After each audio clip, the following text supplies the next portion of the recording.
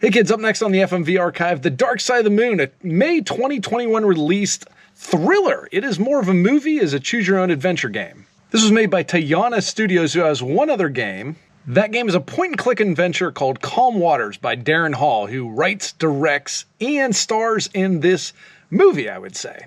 This guy's obviously new to the business because he didn't know how to spread around the blame. You gotta have other people do these things, at least collaborators. When I say full movie, I mean full movie. We have the full cinematic cut here, and I believe it's an hour and a half on the nose, so this is definitely a for-real film. There's 150 reviews on this on Steam, and it is a 3.0 on Steam out of 5. You can also find this on Xbox, PlayStation, GOG. You can download it there. This game is pretty readily available wherever you would like to play video games. Before we go too deep into it, let's talk about our 10-point system that'll determine whether this is a game that you should be adding to your library or not. We break it down with 10 different categories, starting with look and graphics. How does this game look? Looks pretty darn good, to be quite honest with you. It's laid out very well.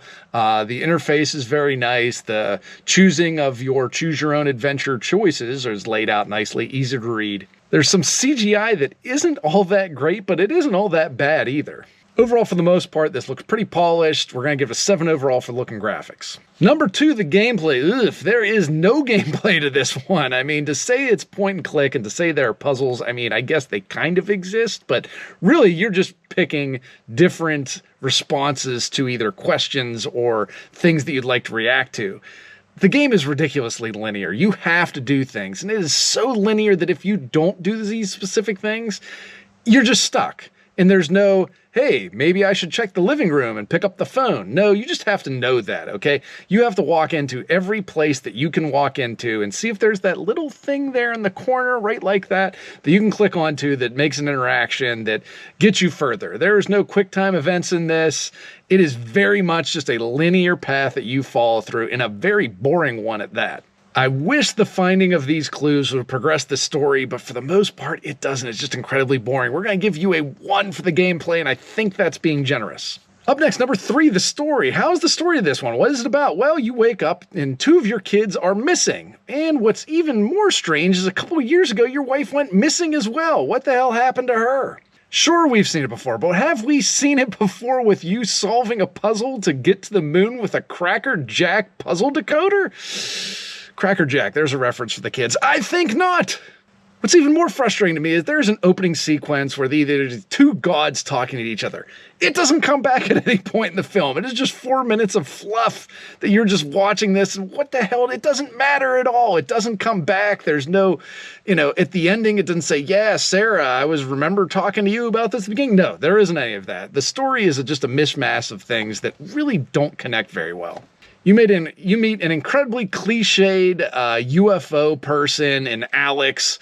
She is so cliched. It is a cliche to say cliched, how cliched she is. Also, this takes place over what looks to be a couple days. The guy never changes his clothes. Not one time. Doesn't even take off his tie. You get to the moon at the end of this. I'm going to spoil it for you. And there's apparently just the same amount of gravity on the moon than there is on Earth. I hated that. If you're going to make a sci-fi film and you're going to go to the moon, the gravity thing at least has to be explained, not just thrown at you as, it's the same. The story here is a 1. It is not very good. If you're going to have this hallmarky ending, which they do have in this, have some connection with the kids. Just don't be the alcoholic dad that doesn't care about his kids until they're gone. And when they're gone, he really never looks for them. He looks for them one time and then just kind of sits in his house. It's bizarre. Number 4, the dialogue. How is the dialogue in this one? It is not bad. It is much better than the story. It is much better than the gameplay for it, but that's not saying very much. It's mostly passable, with spots of it being absolutely horrible. When Gadian or whatever comes to your house and starts asking questions like he is a cop, even though he doesn't have a badge, even though he doesn't have a uniform, even though there's nothing that determines that he is an actual cop, he is laughing in the face when this guy is kind of agonizing over things. And the main character really never questions it. Like, why are you giggling maniacally while I'm saying I'm sad that my kids are gone? It's very odd. The character Alex, she is the kind of conspiracy theorist UFO person. Her dialogue is absolutely horrible. It is written out of like a 1960s sitcom. She is very bad, very predictable, and just is that uptight kind of high-strung person, which doesn't come off well for her. It's not her fault. It's just a really bad character. Dialogue is a 4, and I think that's maybe high. Consequences of your decisions. Does it matter what you pick? No, it doesn't matter. I mean, there are multiple endings to this, but to say they're endings and different, not really. They're pretty much the same from what I saw. And during the game, the only consequence is you don't get to move on to the next scene because you have to do everything in the game to move it along. And it's not, sometimes these clues aren't all that much fun to find. Consequences of your decisions is 2.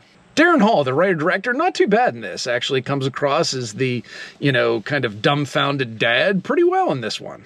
Rupert Booth, he is playing the evil god in this one. He is way over the top. He is trying way too hard. Reminds me of a little bit of the old community theater that you would see. I'm kind of wondering if he is a theater guy, because he's definitely over the top with his facial expressions and emotions. So maybe he's coming from the theater, so I gotta cut him some slack there. 7.6 billion.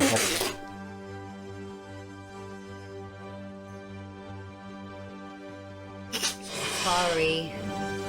Anna Rosa Butler is Alex. Oh my God, so bad. I don't think it's Anna Rosa's fault. I just think the character is that bad and written to be so over the top and obviously conspiracy theorist, obviously wild and crazy, but nothing she says is crazy, and Darren Hall, the main actor in this one, just buys it.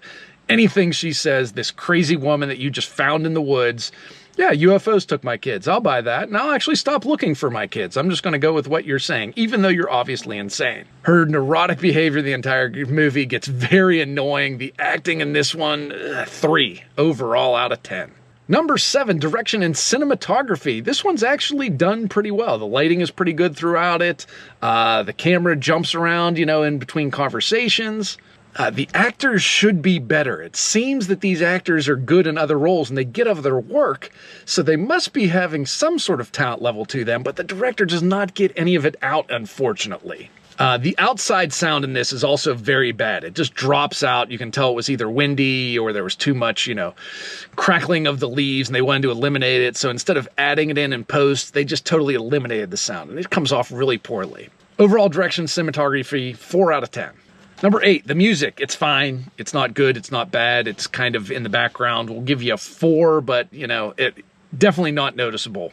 Number 9, inventiveness. What is new in this game? Absolutely nothing. There is absolutely nothing new in this game. Just choose your own adventure. There is no story tree path at the end because there's really no path to go on other than a straight line. It is just a story that you're essentially hitting next on the chapter button on your DVD player. That is it. Strict choose your own adventure with not very many choices and not all that much adventure. 0 for inventiveness. Our last category, 10. Is this game fun? No, it is not very much fun. The beginning kind of starts off interesting. Lost kids, where are we going with this? Don't really know what happened. There's this ominous god thing that happens in the beginning. Okay, that's going to come in, but none of it pays off. Absolutely none of it pays off. Also, getting stuck when you don't find the things that you need to find in your house. Like if you don't pick up your keys off of the key hanger there, you can't leave your house. Why the hell is that an option there? It's not fun at all. Fun is a 3, and I'm going high on fun for a 3 just because they hooked me at the beginning. Final score, 26. Ouch. So I think you know what the final verdict is here. Stay away. Not a great game. If you must play it, go ahead and play it. I guess if it's $1.99 on sale, it would be worth it, but anything more, probably not. Otherwise, thank you for watching. I promise we will do better games than this. If you hit like and subscribe, we will do way more of these. Thank you. Have a good one.